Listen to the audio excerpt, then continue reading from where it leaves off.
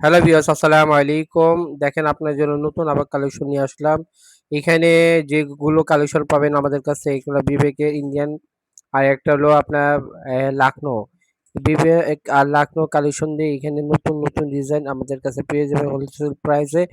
এখানে অনেক অনেক কালারের সাথে ডিজাইন সহ নতুন নতুন আপডেট ডিজাইন নামছে। তো এগুলো নেওয়ার জন্য আমাদের দোকানে আসবেন, আর আমার দোকানের অ্যাড্রেস ভিডিও শেষে থাকবে।